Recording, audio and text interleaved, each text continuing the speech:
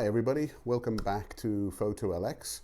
Today I'm going to talk a little bit about some things that you should know, you need to know before you come to Shanghai or China as a tourist or to live and work. So first, let's just talk a little bit about etiquette.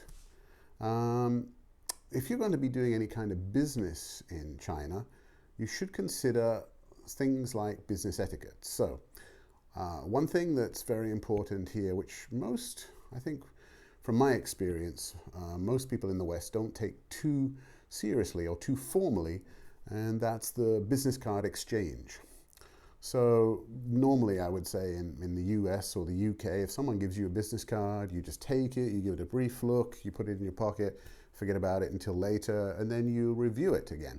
But here there's a whole sort of formal way of taking, receiving the business card, and obviously giving the business card. So just keep that in mind, that when you do get a business card, if you don't want to be perceived as being kind of rude, you should take it with two hands, because that's how it will be offered to you. So it will be offered to you this way, with two hands, with the information facing you. So take it with two hands, review it for a second or two, make it look, oh, this is important, this is interesting, okay?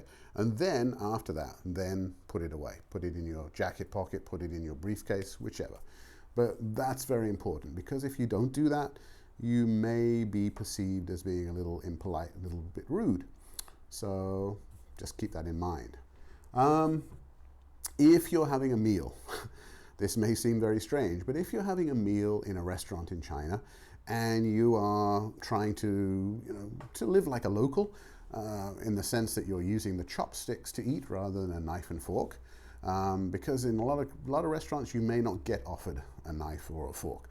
So if you use the chopsticks, one thing that you tend to do, because it's convenient, is if you're in the middle of maybe taking a drink or you're checking your phone or something, you tend to maybe stick the chopsticks directly into the food so that they're sticking up kind of like this in the food, rather than putting them down, because they have a tendency to roll, right?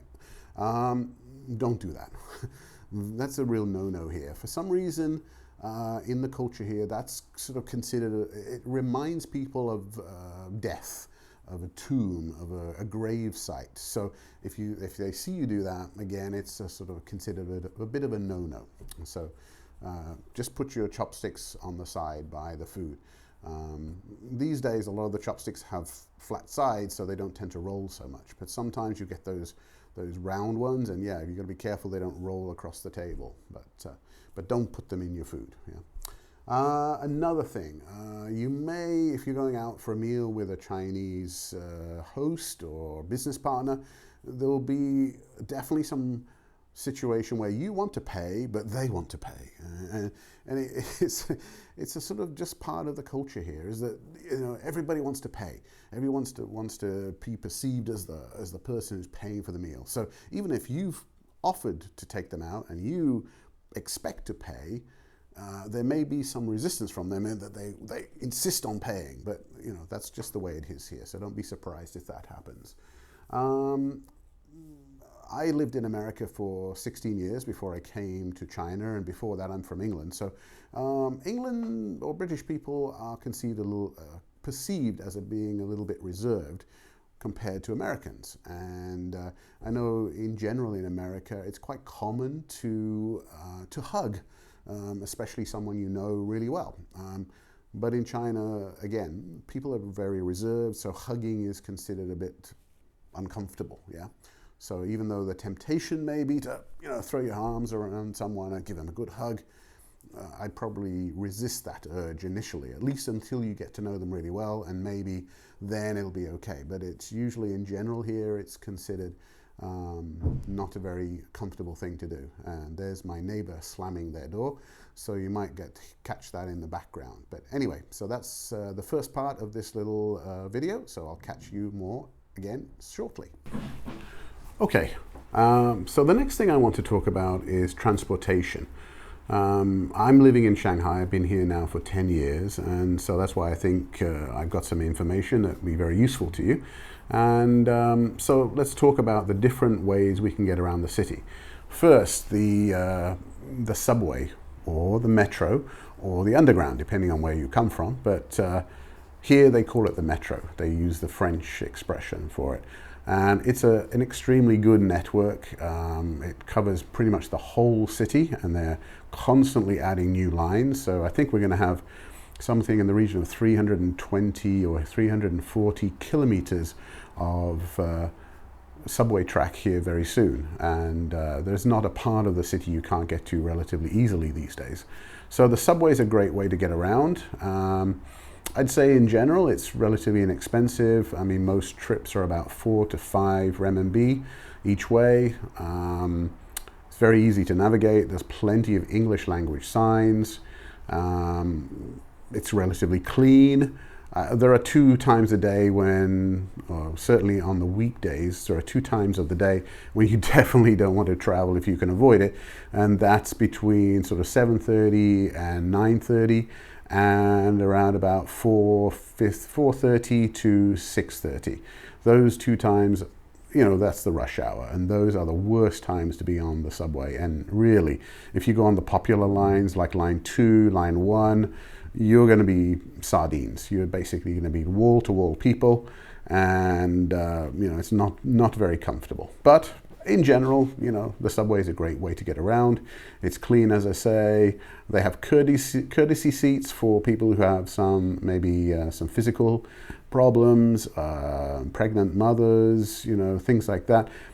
Don't expect to get a courtesy seat though if you fall into one of those categories, because in general, people aren't very courteous to other people in that sense. So you'll probably find that those seats are occupied by some young kid who's playing with his mobile phone, or some young girl who's sleeping on her way to or from work. So, but in theory, they're supposed to be given up for the elderly, for people who have some, you know, physical difficulties, pregnant mothers, or mothers with young children. But as I say, it doesn't often happen. Let's see, what else? The taxis. I use taxis a lot because they are, again, very convenient. They're relatively inexpensive. The minimum cost for a journey now is 14 renminbi. If you go after 11 p.m. at night, it bumps up to 16 renminbi. But still, there are plenty of them. There are, I think, probably around about 10 different cab companies, taxi companies in the city. They are color-coded, kind of. So there are yellow cabs, but not the same as the yellow cab in New York. There are green cabs. They're all pretty much Volkswagen Santanas. And there's a blue, there's a light, sort of pale blue, there's a dark blue, there's a maroon. Avoid the maroon taxis. Usually the drivers are the worst drivers. They try to cheat you. They're not very knowledgeable over the city. They'll get lost very easily. They're usually very dirty. But the others, my particular favorite, are the pale green, pale blue, yellow. They even have some yellow cabs, which are larger size cabs and left over from the World Expo that we had in 2010. Those are nice, comfortable cabs. And they even have some London taxi cabs now that have a sort of a gold color to them. And they were originally supposed to be for elderly and people with wheelchairs, but anybody can hail them as well. So they're quite comfortable. So taxis are great. Don't expect much in the way of English language from the drivers.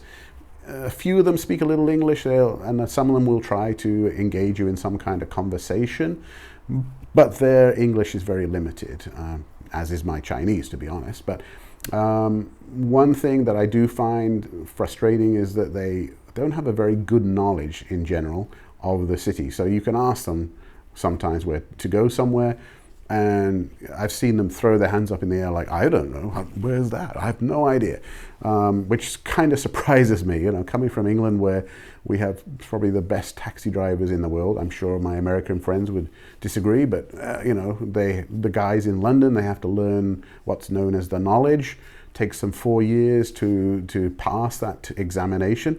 But here it just seems if you have a driver's license, that's your requirements. You know, don't even know your way around the city very well. So often you'll get taxi drivers who struggle to find their destination. So it's always good to use your GPS to show them the Chinese address if you can, show them a map if you can, anything to help you with your journey and your destination. The next thing I want to talk about are the buses. I'm not a fan of buses personally, but there is a bus service in Shanghai and it's pretty regular and it covers a wide range of a wide area of the city. Very inexpensive, 2 renminbi, pretty much to take you in one direction. But the buses are, I have a back problem. I had some surgery a few years ago and I still have some issues with my back. So that's the reason I don't like to ride the buses, because I think they forgot to put the suspension springs in the buses, because they bounce around all over the place. The drivers tend to drive a little bit crazy some of the time, so you're constantly jerking forward as the brakes, as they throw on the brakes. So it's, in my opinion, it's not the best experience, but it's cheap and it gets you from A to B. So that's another solution, another choice. And the final thing that I'm going to talk about very briefly is the bike sharing options in China or in Shanghai.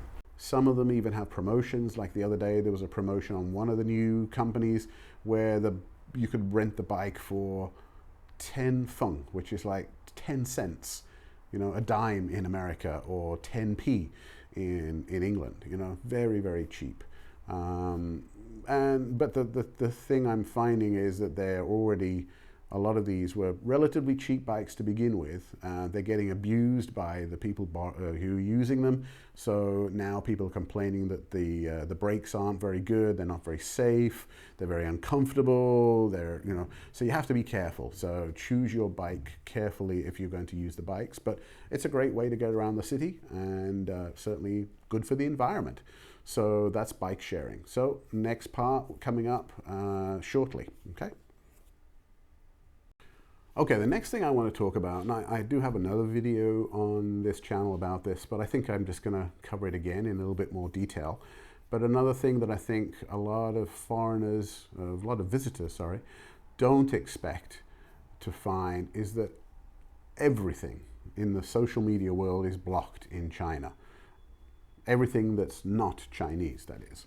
So, you can forget about Facebook, Instagram, Pinterest, Snapchat, Blogger, Facebook. I mean, they're all, everything is gone. Twitter, Flickr. So if you rely on those at all when you're visiting, you will need to consider a VPN.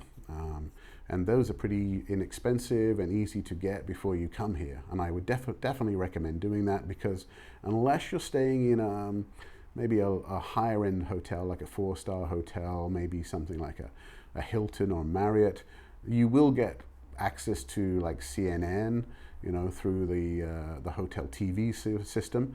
But again, your internet is going to be limited to what's available in China. So if you need to get access to those, if you want to post, to your Facebook account or to your Instagram while you're here, you're going to need a VPN, because there's just no way otherwise. So keep that in mind. There's a local alternative if you want just some way to do some kind of social media here, and that's called WeChat or WeChat, W-E-C-H-A-T. And WeChat is an app you can download for your iOS or your Android phones, and it allows you to basically do phone calls with each other, with other members. You can obviously post images, videos. Videos are limited to 10 seconds at the moment, so hopefully they'll take that restriction off soon.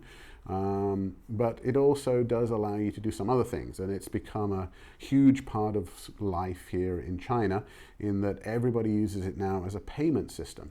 WeChat has a wallet, just like the Apple Pay wallet, I guess. And so you can link it to your bank account, and then you can pay for almost anything in China using either the WeChat wallet, or another alternative is the Alipay system.